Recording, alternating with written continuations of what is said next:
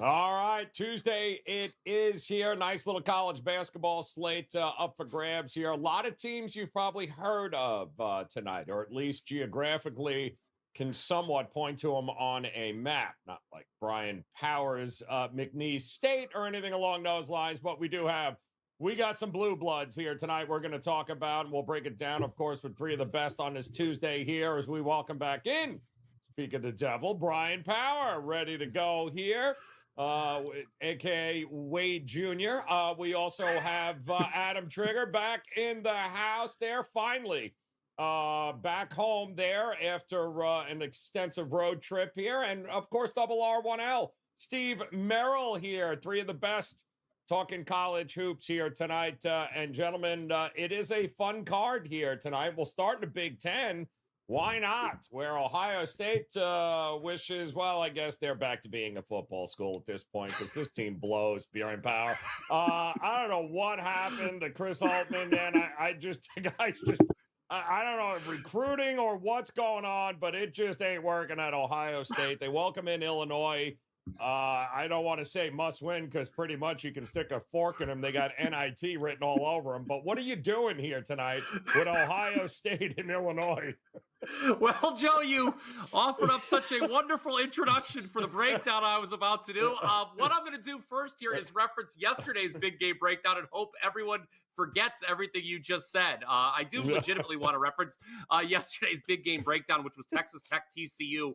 Just so everyone's on the same page here, I talked about how that was set to be another instance of an unranked home favorite against a top 25 team. Well, guess what? TCU is now in the poll since we did that show yesterday, number 25. I did a new breakdown for that game that people can check out elsewhere here on WagerTalk TV. You know where to go. Complete break. I still like the Horned Frogs, to be honest. But let's talk about Illinois at Ohio State. And despite Joe Ranieri's rousing endorsement of the Buckeyes, I think this is a good buy low spot here on OSU. Now, there is no disputing the fact, since the start of Big Ten play, Joe, it's gone poorly for the Buckeyes. 3-6 straight up, 1-8 ATS. They even lost to rival Michigan on MLK Day. Michigan really in the toilet, obviously. I mean, talk about footballs. I mean, Ohio State and Michigan, I just wish they could go back to November, I suppose, and the football field. But the good news for Ohio State, they're back in Columbus tonight, and they're a much better team at home this year, 9-2. Only losses were to A&M and Wisconsin, both of whom were ranked at the time. Wisconsin still ranked. Illinois obviously ranked coming into tonight, number 14 in the country. I think that's a fair ranking for the Fighting Illini. But let's talk about Illinois' last game, shall we? They only beat Indiana by 8. They were a 15-point favorite.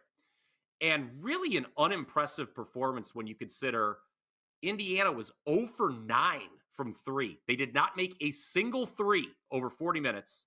They were also missing Ware, who's their second leading scorer and top rebounder.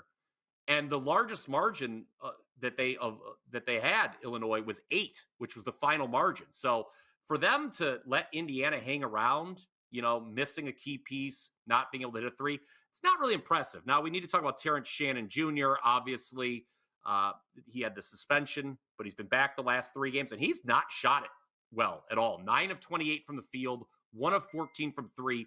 Over half of his points have come from the foul line. So if Ohio State can defend with Shannon without fouling, I think they're in good shape.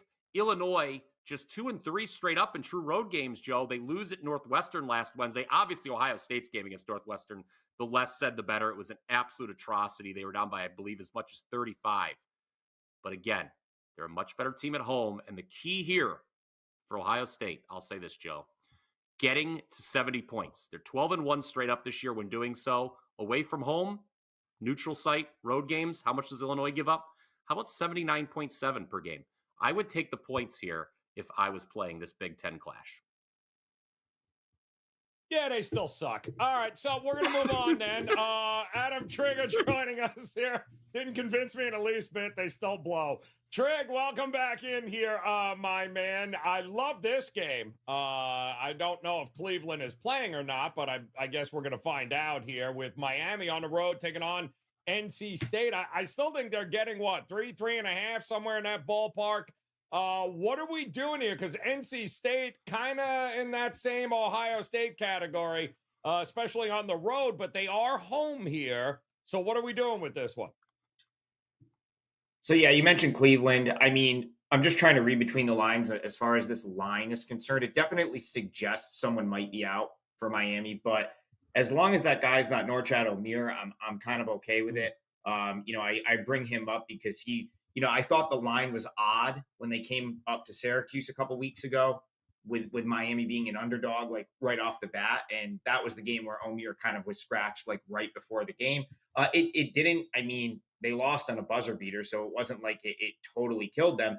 And I'm still more willing to fade NC State than be overly concerned with like what Miami's roster situation is, because I still think I fully expect O'Meara to play. He's played the last 2 games, and even if they're without Cleveland, I still don't know that they should be a 3.5 to this touched 4 at some places earlier, Joe, and I disagree with that. I was down in Raleigh last weekend, got to see NC State play in person.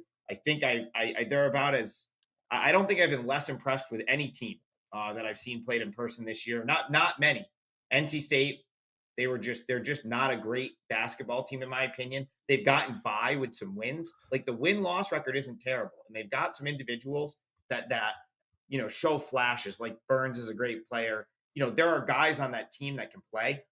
But Joe, there's pickup teams at the Y that take better shots than NC State, that have better shot selection than NC State. It comes up in the numbers, right? Like 230th nationally field goal percentage. They don't run enough stuff for Burns. They couldn't get to the rim against Virginia Tech, which they allow more at the rim than just about any team in this conference. So, I look at that and they were so unimpressive in that game. And then, of course, they come up and were even worse against Syracuse. Like, yeah, they had their moment there against Virginia where they battled back and whatnot. But I just don't think that this is a team worthy of laying 4 points to, Joe, I've said my piece about Miami. I got crucified by Miami Hurricanes Twitter for saying that they weren't that good. And then they went out and lost 4 or 5. But this is still a team that's pretty efficient offensively. They're still 14th nationally in 3-point shooting. There's still enough redeeming qualities here with Miami where I just don't think they should be a 3.5-point favorite. As far as NC State being at home, I downgraded them after going there. I don't like PNC Arena. It's not good for basketball. It's great for hockey. I went to a Game 7 there for the Hurricanes a couple years ago. That was great. But it's just not a good basketball building. It's a 9:00 tip. I don't know that it's going to be like packed, because it wasn't packed the other day for a big, Saturday game, the one I was at. So I don't think they should be laying 4. And you talk about Miami. Norchad O'Meara comes back. They've won both games. He goes for 33-10 against Notre Dame and 18-10 against Pitt. Just feels like Miami's kind of maybe going in the right direction right now, Joe. So I think this is too many points. I like the Hurricanes here, plus 3.5. As long as they can stay healthy, because every one of those guys has missed time. Poplar's missed time. At least one game, I believe, Joe. It's crazy. I believe they've all right? at least won somewhat recently, yeah. Yep. So if they can all stay healthy and make a run at this, it should be interesting. But they got to get North Carolina State out of the way here tonight, 9:00 Eastern time. Tip on that one. Double R, 1L. Steve Merrill in the house here. Going to the Big East here too, Steve. Talk about another team that blows. Villanova at home here, getting ready to take on Marquette and Shaka Smart. I mean, I don't know. Tell me which Marquette team we get tonight. I'll tell you who wins the game. But Nova kind of feels like this is like win or go home time here. They got no more room for error, Nova here. What are you looking at in this matchup tonight? Well, and that's why I think it's probably a decent spot for Villanova. This is a situation in which they really need to step up. They've lost 4 straight, 5 of their last 6, and the start of this 4-game losing streak was actually at Marquette 2 weeks ago when they lost 87-74 by 13 points. It's just a 6.5-point dog. Not a good Villanova team this year, and historically in a national champ contender. Now they're just 11-9 straight up, and they're not even in the top 40, not even getting additional votes in the rankings. But I'll bring up something that both Bryan Power and myself had talked about quite often the last couple of seasons. Kelly Stewart even tweeted it out today. I believe there's 2 games on the board tonight in which we have an unranked favorite against a ranked underdog. Marquette actually currently 9th, top 10 right now in the national rankings. And teams bring their A games, especially at home in this situation. And also, the public is on Marquette. So we get a little bit of a fade the public. In fact, this whole non-ranked versus ranked angle is a fade the public underdog situation, which I love to use in all sports. So I will take a flyer with Villanova tonight here for the big game breakdown. They also shoot extremely well from free throw line, 81% on the season. So if they're up by a little bit, that could help them extend this lead. We saw this open pick'em. It's currently 1.5, but some of the sharper books have moved to -2. So I like Villanova in this game. Do have a couple concerns as always. First of all, Marquette is the better team. And also the thing that concerns me about that meeting 2 weeks ago is that Villanova actually outshot them substantially from 3-point range and the free throw line and still lost. That's a bad sign normally. However, I will counter it with this. Marquette had only 3 turnovers in that game. I mean, that's insane. 3 turnovers. They've had double-digit turnovers in every other game on each side. I don't look for them to only have 3 turnovers on the road in a hostile environment tonight. So I think it's a good spot for Villanova. And Marquette likes to play fast. And normally home teams dictate the tempo. I feel like they were able to do that. A high score and 161 total points 2 weeks ago. That will not be the case. Look for a much slower pace game tonight as Villanova, 330th slowest team in the country, will dictate tempo on their home court. Would also not talk you out of the under 141.5 either, as I think Villanova slows it down and they get the cover and win this evening. I don't get. I mean, I thought with Dixon back and Moore coming off the injury that this would be a great opportunity for Nova to get back, but not working.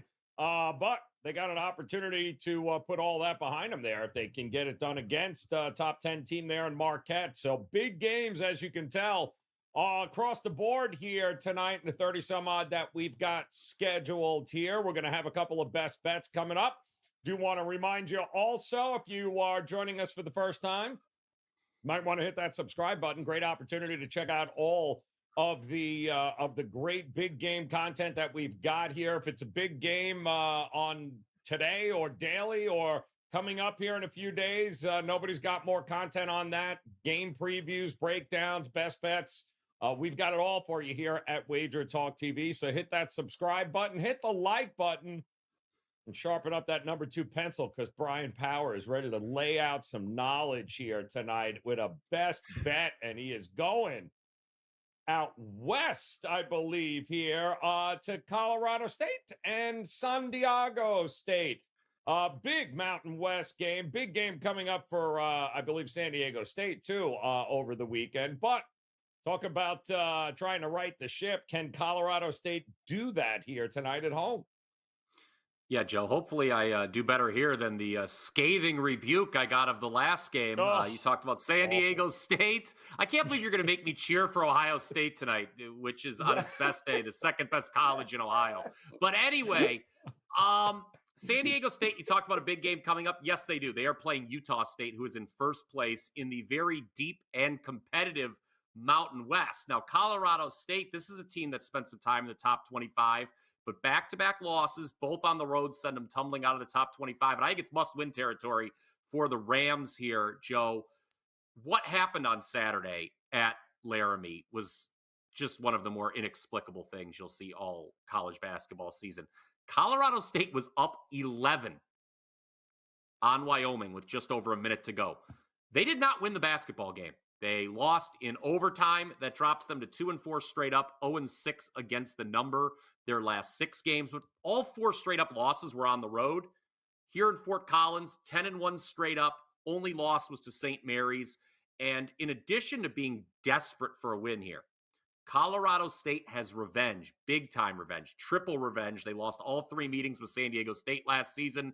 San Diego State on the road, just 1-6 ATS in true road games. That includes losses at Boise and New Mexico in the last 2. They're just 1-4 ATS their last 5 games, San Diego State. So they're not exactly tearing it up at the betting window either. They have had a full week off, but that can work both ways, right? I mean, I guess it depends on what you think of the other side. There's an argument, okay, San Diego State's well rested. They're going to come out strong. Or you could say, hey, maybe they come out a little sleepy after the time off, and they're peeking ahead to that big home game against Utah State. What we do know, Joe, Colorado State shoots the ball very well at home. 52% overall, 40% from 3. They're 10th nationally in 2-point percentage. I've had a pretty good finger on the pulse of this Colorado State team. 3 of their 5 losses, I have played against them. Here, I'm giving them my endorsement. I'm laying the 2 in a must-win spot. Colorado State is your best bet for Tuesday. No, they blow 2. All right, let's go to Adam Trigger if we can here. Well, they do. I mean, Trigger back me up on this one. It's just impossible. He likes them. He likes. He's just impressed with the paneling on the walls and the shared carpet still, because that town's still living in 50 years ago. Talk to me here, Trick.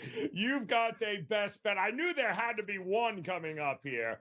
And I saw the total rising in this one early this morning, too, there with Ohio, which might be a hint towards maybe the best school in that state there. Taking on Buffalo, a team that you are very familiar with. I remember you on this show talking a lot about them early on in the season. They're getting over 2 touchdowns here. What gives in this one? Yeah, so I mean, I've done well with Buffalo as a dog this year. I've picked my spots pretty good with them as a double-digit underdog, and they've covered. So I really had every intention of coming out and playing them here. The spread moving up sort of kept it off my client card, at least for now. I would want to make sure they're not without like a Chapman or an Adams, because that would, I think, give them no shot here. But assuming those guys are in and they played against Eastern Michigan, I just think Ohio's getting out in front of their skis a little bit here, Joe, as a 2-touchdown favorite in this game. Like, I like this Ohio team. Brian Power and I did an extensive preview in this conference, and we both kind of agreed that a lot of these teams took a step back, and that Ohio was kind of the team that we both liked the most. I actually wrote about it on Friday when I backed them against Kent State and cashed a 4% play on Ohio going into Kent State and getting a win on Friday night. But now they turn around as a 14.5-point favorite, up to 15 some places. And I guess this just kind of goes back to my theory where I think a lot of teams in this conference took a step back. I would say pretty much everyone but Akron, now that Akron's kind of got their full complement of players, is not like head and shoulders better than the bottom of this conference. And so that's when I see a number like this, Joe, and I see Ohio now laying 14.5. I know it's Buffalo, but the number just feels big. And especially for how Ohio plays, like they're not going to overwhelm Buffalo in any area. The reason I like Ohio so much is because they kind of don't do anything bad. Like, they do everything pretty good. They play good team defense. They don't turn the ball over. They're not going to put up a boatload of points, but they don't give up many. So they win a lot of these games. But it's hard to win games by 15. If you can't put up an offensive onslaught at some point. And they haven't really. The only MAC opponent that Ohio is beat by this margin was Eastern Michigan. Now, you could say Buffalo is down there with the Eastern Michigans of the world, but they're down there with Northern Illinois too, and Northern Illinois hung around on this floor. So I just think this number is big. And the other thing I think is too priced into the number here is how poor Buffalo is offensively. Like, we know Ohio's pretty good defensively.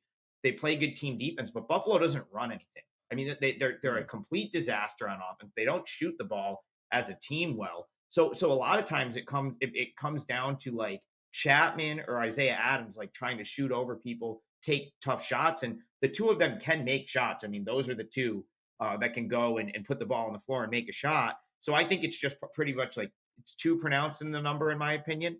I mean, if this gets up, it's 15 and a half, that's just a huge number. It's a big ask, in my opinion, for Ohio, especially after that win. That was a pretty big win for them on Friday, to go on the road, a place they haven't had much success over the years at Kent State, win the game and win in the fashion that they did, sort of take 2 or 3 punches from Kent State and then pull away. That's a big win for Ohio. I think Brian would attest to that.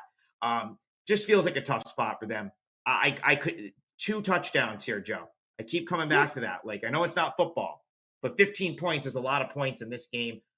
Buffalo's got the athletes to hang around. That's one thing they do well. They'll contest shots. They will get out and transition a little bit. I feel like Buffalo hangs here, and I think plus 15 is a decent bet, assuming Buffalo's got their full complement of players. So best bet for the show, Buffalo plus 15. It looks like it's widely available now. I think the Bulls hang around.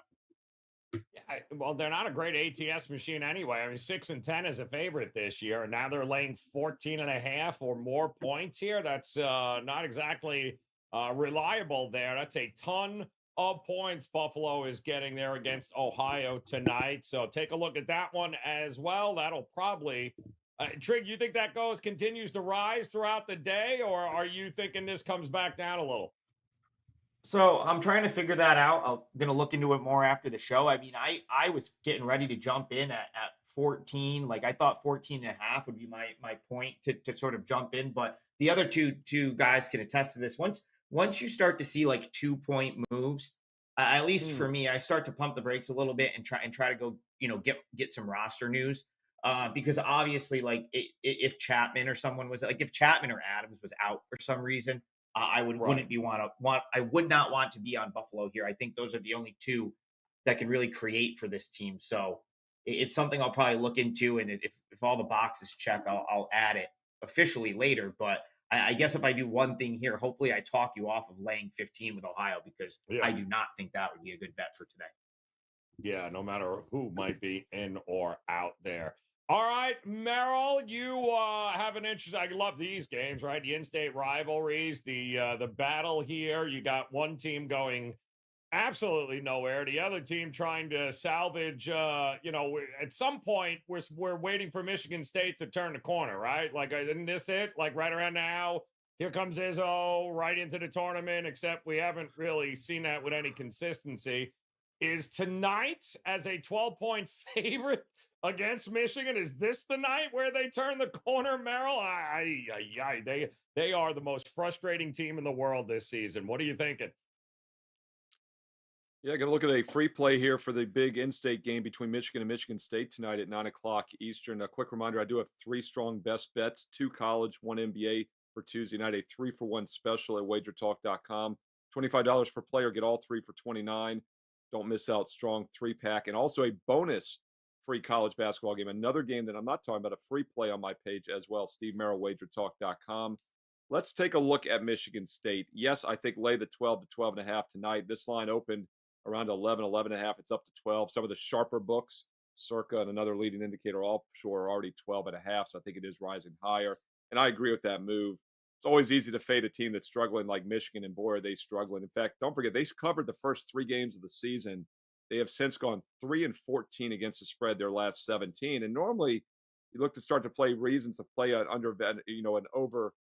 underrated team maybe in Michigan, but I don't think they're underrated. I think they're just a bad squad, and they faced the toughest opposing schedule of offensive teams in the country this year out of 362 teams.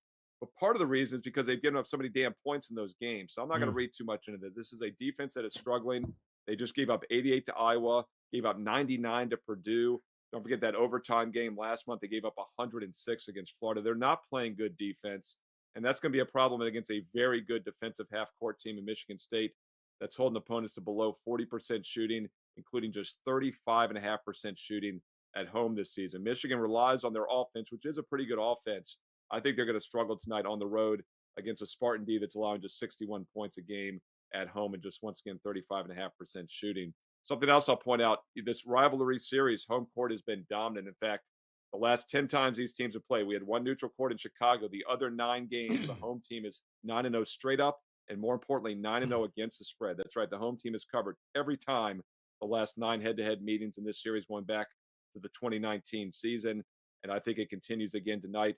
Michigan State also playing good basketball in that home court in general, coming off a road loss at Wisconsin, back-to-back road games, including that loss at Wisconsin, will have them fully focused here. Keep in mind, they won by 10 at home and by 18 their last 2 home games. And before that, they also beat Penn State by 31 points at home and Indiana State by 12 and a 44-point win before that. So they've won every home game of the past month or so by double digits, and it continues tonight. Take a look at Michigan State minus the 12. This is not the time to try to catch the falling knife with the Michigan Wolverines. Things are falling apart there in the athletic world. They win the national championship. They lose their football coach, and the basketball team is awful. Take Michigan State, the Spartans roll tonight. And don't forget, I've got 3 plays that are much stronger, 2 college, 1 NBA, a 3-for-1 special, plus a bonus college basketball free play on my page right now for Tuesday. Steve Merrill, WagerTalk.com. All right. Yeah, total starting to come down on that one as well. Maybe some defense here tonight, Michigan State, but no doubt they are in the cellar of the Big Ten Conference right now. Not a place we thought they would be. All right, so we do have our friends at the Gold Sheet. They are chipping in with a best bet here today as well, and they are going to take a look at the Toledo Western Michigan game, and they have no problem laying the 11.5 here with Toledo. Why? Well, Brian Barrow will tell you they are, I believe, leading the MAC in just about every offensive category there, which means they can shoot the rock no problem. Western Michigan also one of the worst teams in the country from the free throw line. Can't be trusted there. Also, Toledo now 7 conference wins have come by an average of 10 or more points per game. So they won this matchup by 28 a year ago, and the Gold Sheet thinks no problem winning this by margin again here today. So great write-up here by our friends at the Gold Sheet. We'd encourage you to head over there, goldsheet.com, check them out when it comes to write-ups in the game and, all the data and information you need to know. Great source of information there at the Gold Sheet, so go check them out. As we recap once again the best bets here, Steve Merrill, Michigan State, lay the 12 against Michigan. Brian, loving himself from Colorado State. I believe the quote was finger on the pulse of this team. -2 here against San Diego State. Trig in no way, shape, or form believes Ohio should be laying 2 touchdowns against anybody, especially Buffalo. While our friends at the Gold Sheet say, Toledo, lay it against Western Michigan here. And do not forget, guys, best bets are available with all 3 of these guys locked and loaded on their page at WagerTalk.com. Head on over there, grab yourself one of those 3-day, 7-day, 30-day all-access packages. Partner up with them. Plenty of college hoops left to go before we get to the craziness that is March. But we do have a lot more big games still coming your way. In fact, if you go ahead and just click on the video on the screen right now, you'll get access to all the big head-to-head matchups coming up today and all week long. Great game previews plus more best bets. Just click on that video on your screen and come back and join us again tomorrow. We'll do it all again. Until then, best of luck with your plays. We'll talk again soon.